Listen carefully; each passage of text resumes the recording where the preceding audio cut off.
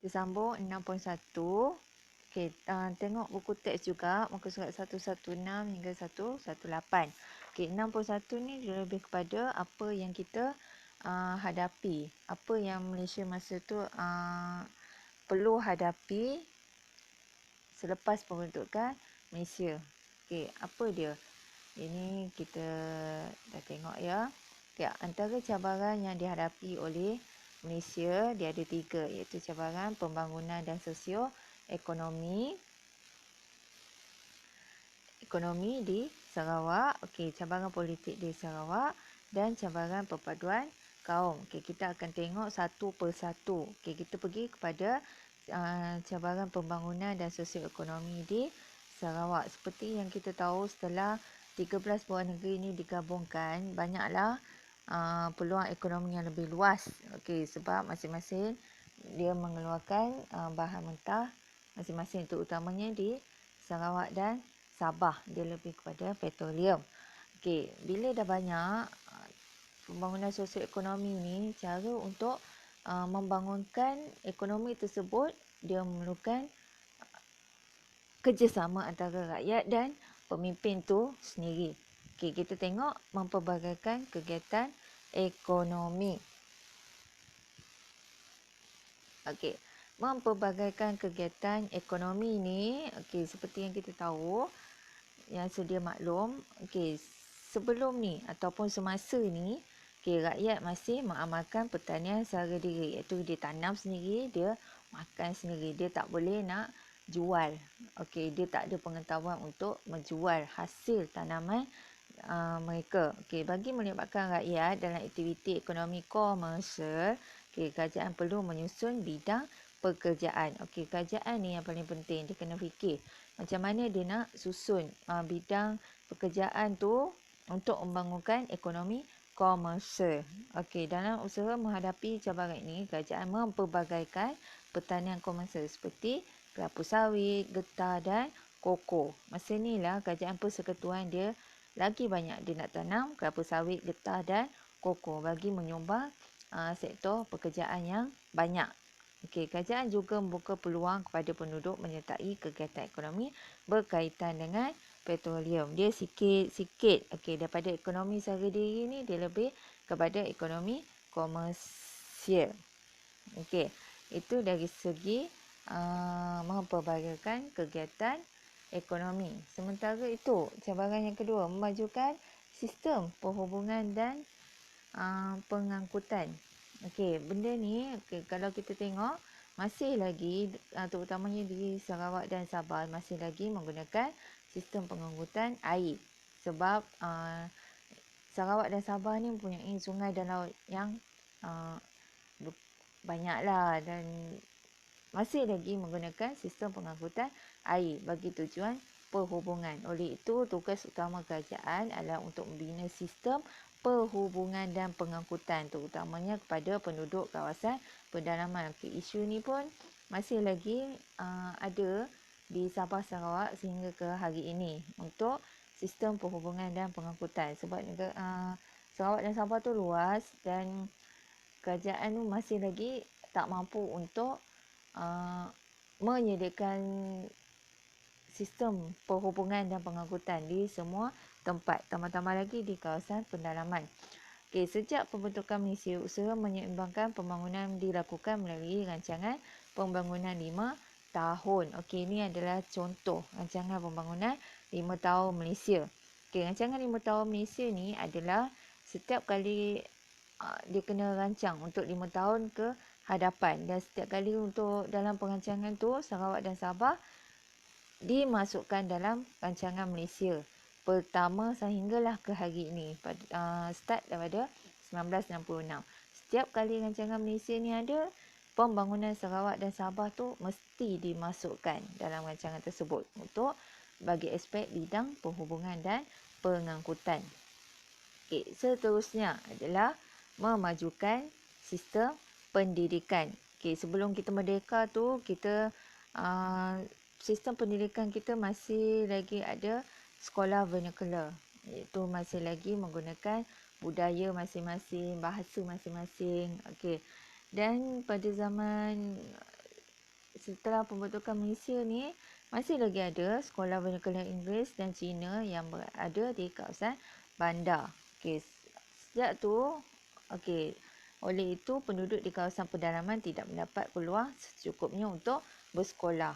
Okey, ni sebelum merdeka. Mana yang berhak je, mana yang layak je boleh bersekolah. Yang tak layak, yang tak ada sistem perhubungan atau pengangkutan, dia tak bolehlah nak pergi sekolah. Itu adalah salah satu cabaran untuk Tunku Abdul Rahman. Oleh itu usaha ditumpukan untuk membina sekolah dan melatih cikgu-cikgu bagi memberikan pendidikan kepada penduduk. Okey, itulah banyaklah sekolah dibina. Okey, siapa maktab pun dibina untuk bagi pendidikan kepada rakyat Malaysia secara keseluruhannya. Okey, itu adalah cabaran yang pertama, cabaran pembangunan dan sosioekonomi. Okey, yang kedua, cabaran politik. Okey, cabaran politik di Sarawak. Okey, macam mana ni berlaku? Krisis perlembagaan berlaku di Sarawak pada Jun 1966. Okey, 1966. Apabila 21 orang ahli Kaunsil Negeri tidak berpuas hati dengan kepimpinan Stephen Kalong Ningkan, iaitu yang merupakan Ketua Menteri Sarawak. Okey, bila Stephen Kalong Ningkan ni dilantik, 21 orang ahli mesyuarat tu tak berpuas hati. Bila tidak berpuas hati, beliau dipecat oleh Gubernur pada bulan Jun 1966. Okey, ramailah tak puas hati, dia pergilah merujuk kepada Gubernur. Gubernur pun pecat beliau, Stephen Kalong Ningkan. Dan Stephen Kalong Ningkan ni tak puas hati juga. Dia cabar tindakan ini di Mahkamah Tinggi Sarawak dan menang kes ini pada bulan September 1966.